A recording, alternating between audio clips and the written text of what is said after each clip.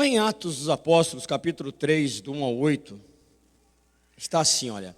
Certo dia, Pedro e João estavam subindo ao templo na hora da oração, às 3 horas da tarde. Estava sendo levado, então, eles estavam indo, Pedro e João, para orar no templo, às 3 horas da tarde. Eles têm o costume de orar, né? Os judeus tinham o costume de orar às 9 da manhã, ao meio-dia e 3 horas da tarde. Então, 3 horas da tarde eles estavam indo e estava sendo levado, ao mesmo tempo que eles estavam indo, estava sendo levado para a porta do templo.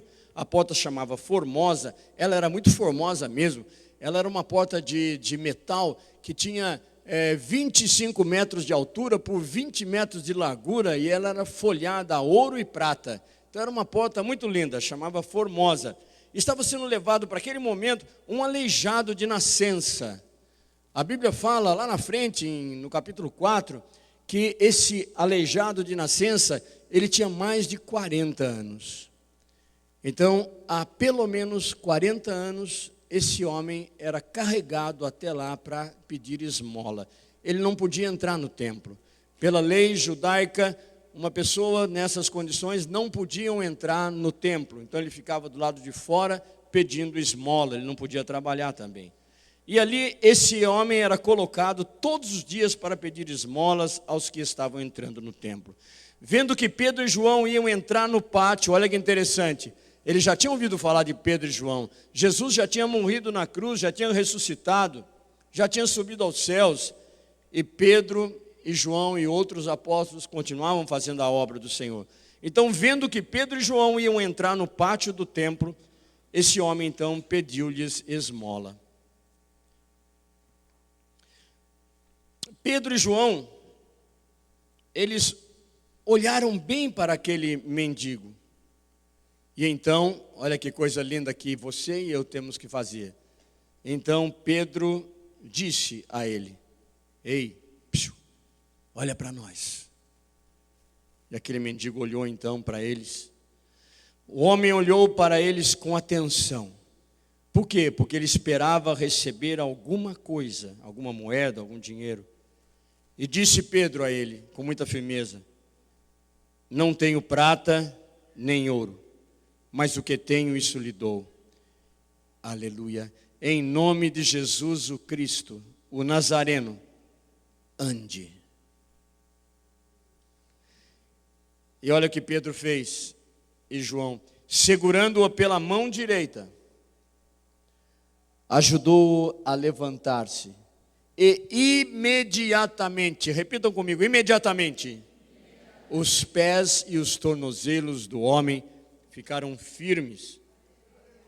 E de um salto, pôs-se de pé e começou a andar. E depois, o que ele fez? Ele não era mais aleijado. Depois entrou com eles no pátio do templo, andando, saltando e louvando a Deus. Que coisa maravilhosa. Esse trecho, ele fala que as pessoas que ainda não têm o Senhor Jesus, o que esperam de nós? Aquele homem não tinha o Senhor Jesus, não tinha saúde, não tinha nada, não tinha dinheiro. O que ele esperava de Pedro e João? E o que as pessoas hoje que moram na sua rua, que trabalham na mesma empresa que você trabalha, ou que fazem parte da sua família, são parentes, o que elas esperam de você que tem Jesus? Porque todos que estão aqui na sala têm Jesus, amém? Todos aqui têm Jesus. Então o que essas pessoas esperam de vocês? O que essas pessoas esperam de nós que temos Jesus? Que um dia nós recebemos o nosso Senhor Jesus como nosso único Senhor e Salvador. O que nós podemos fazer para essas pessoas que esperam alguma coisa, esperam algo de nós?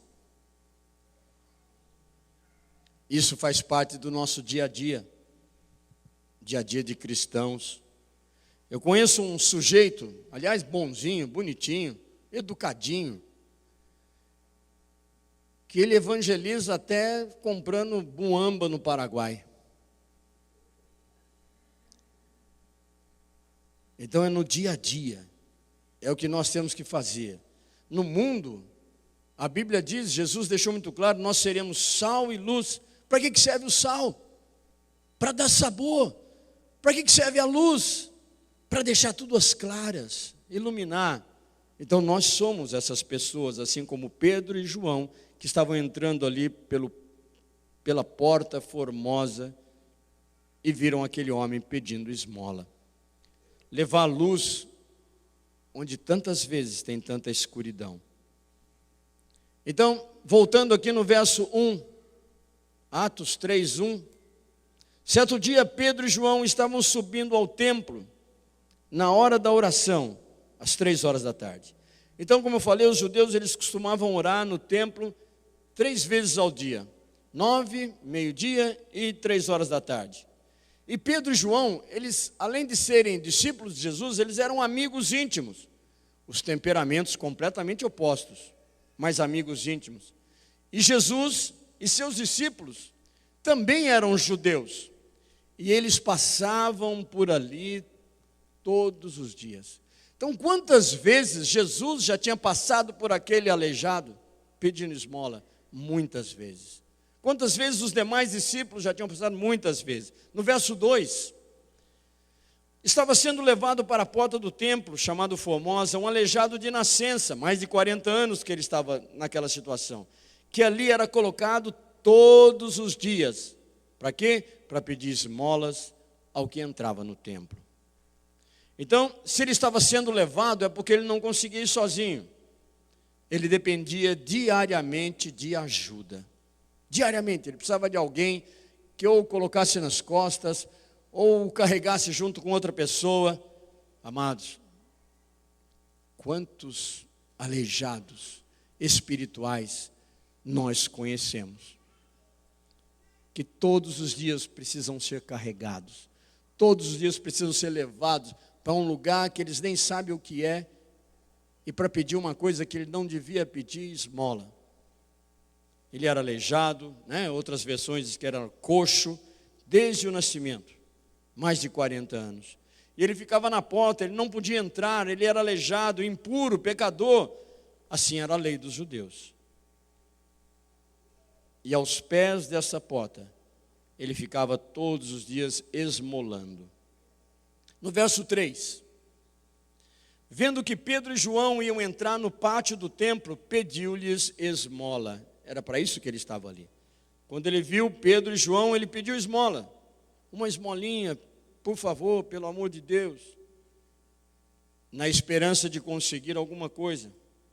E hoje, nos nossos dias, quantas pessoas que estudam com você, que trabalham com você, que moram na mesma rua que você, ou que fazem parte da sua família.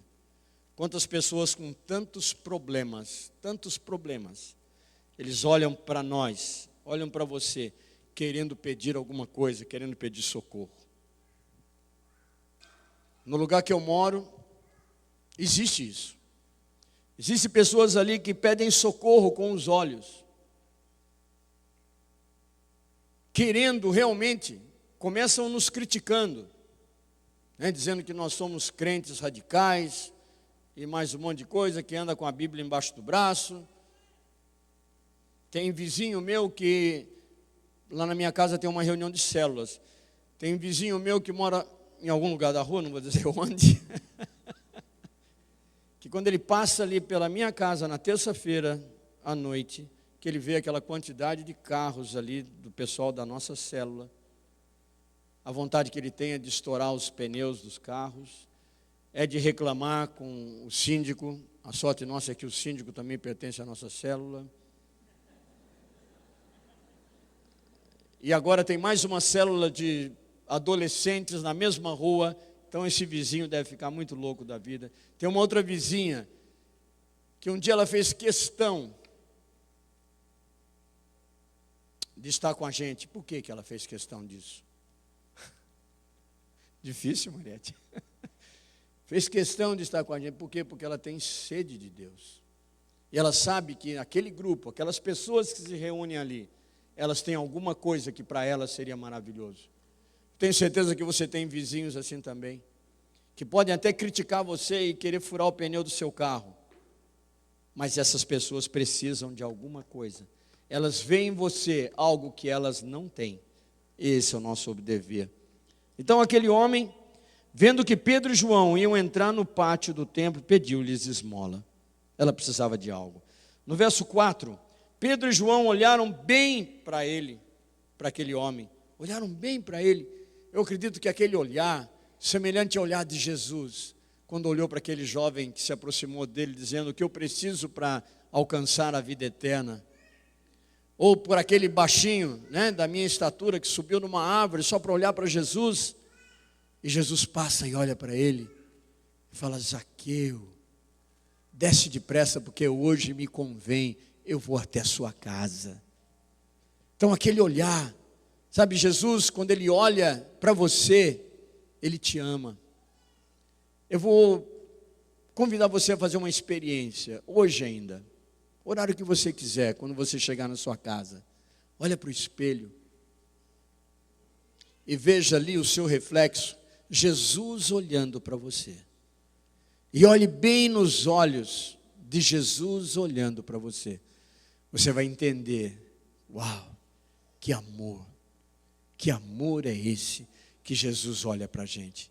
Então você precisa olhar também para essas pessoas que precisam, que estão esmolando, que estão pedindo socorro, pelo amor de Deus, me ajuda, mas elas não têm coragem de falar para você que é isso que ela quer. Olhe para elas, olhe com amor.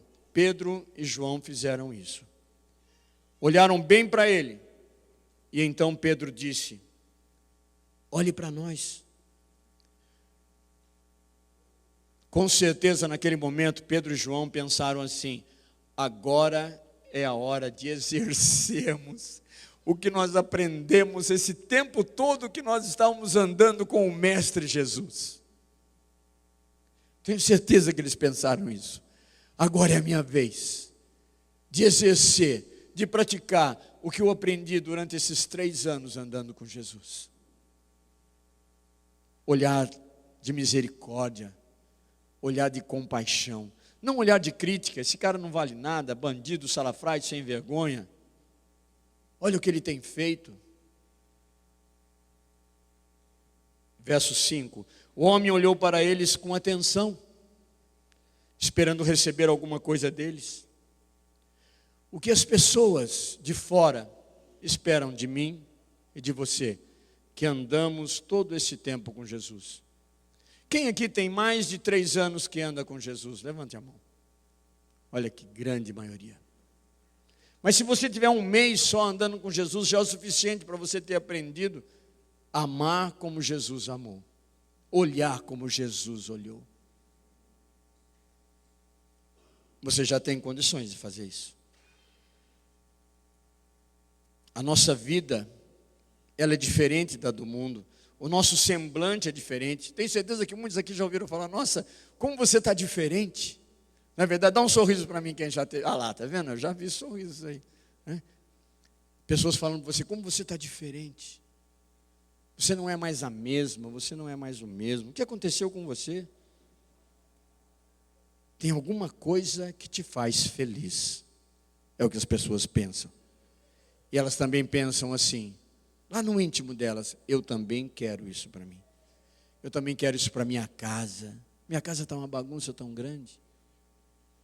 Eu também quero isso para os meus filhos. Puxa vida, os meus filhos estão jogados, estão perdidos.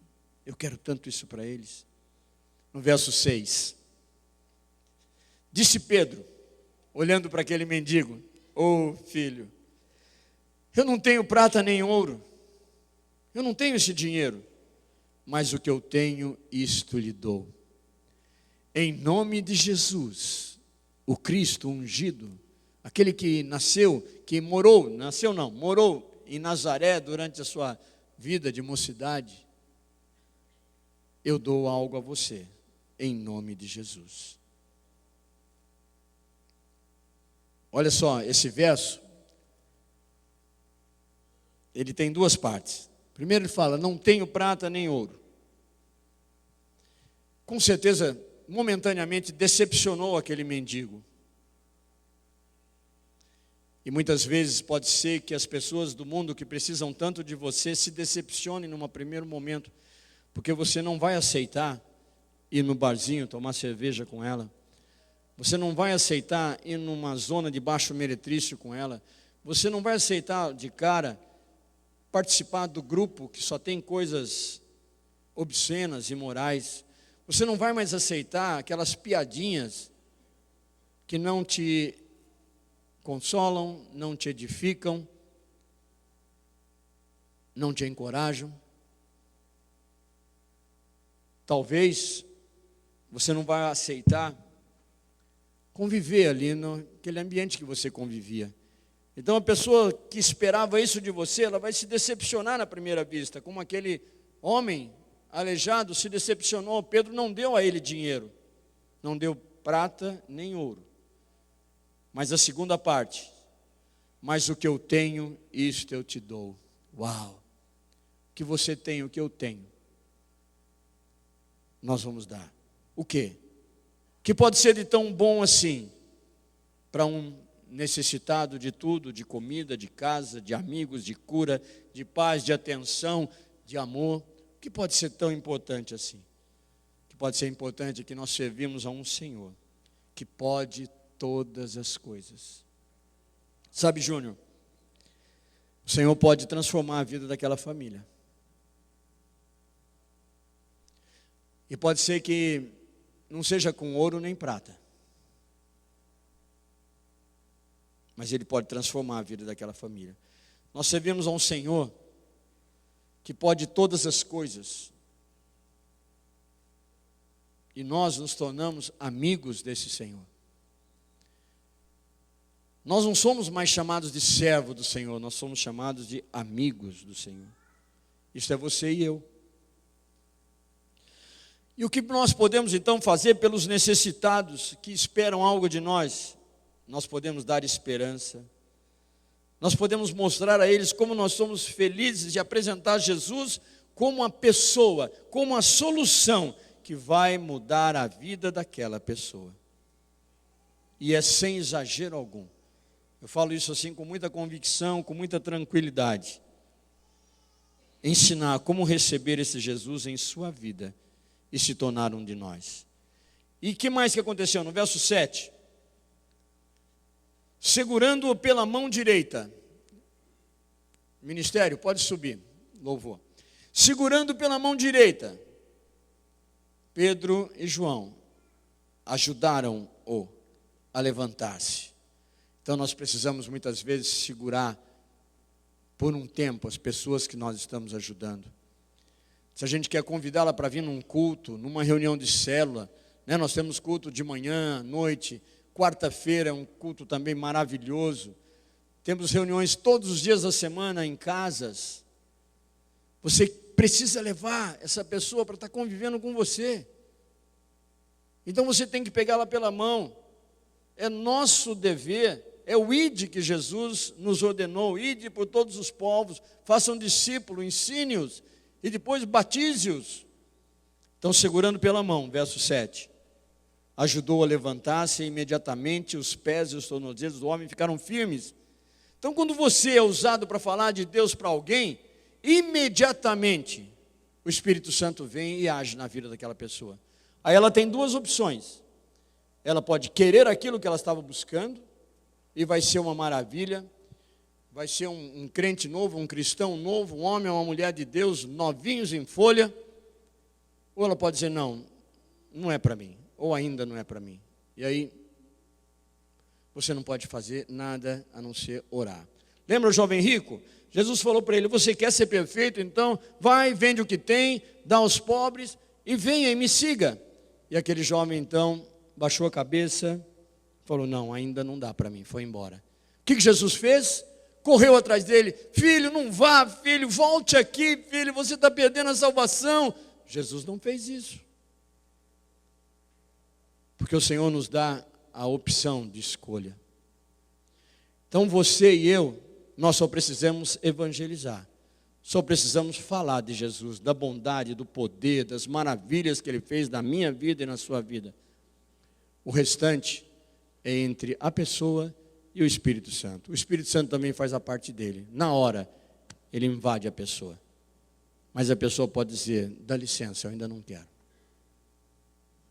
Então o seu dever é fazer, porque eu tenho essa experiência de imediatamente, que eu dei uma palavra simples para uma pessoa, essa pessoa saiu pulando, com os pés e os tornozelos que ficaram firmes no Senhor. Verso 8, e de um salto pôs-se de pé, e começou a andar. Onde está o ministro de louvor? Ele começou a andar. Onde está o ministro de louvor? Que começou a andar. Du, assuma. Por favor. Amém. De um salto pôs-se de pé e começou a andar. Depois entrou com eles no pátio do templo, andando, saltando e louvando a Deus. Amados, finalizando, a Bíblia nos ensina que a fé opera através do amor. Lá em Gálatas, no capítulo 5, verso 6, fala assim: porque em Cristo Jesus, nem circuncisão, nem incircuncisão tem efeito algum. Chegou o ministro de louvor, mas sim a fé que atua pelo amor. É a fé que atua pelo amor. Se não agirmos através do amor, Deus não vai agir através da nossa vida, ao ponto de levantarmos pessoas e fazermos com que os seus pés e tornozelos fiquem firmes, para que eles possam glorificar o nome do Senhor. O amor é a chave que abre a porta da fé para entrarmos num lugar chamado milagre. Você precisa de um milagre na sua vida?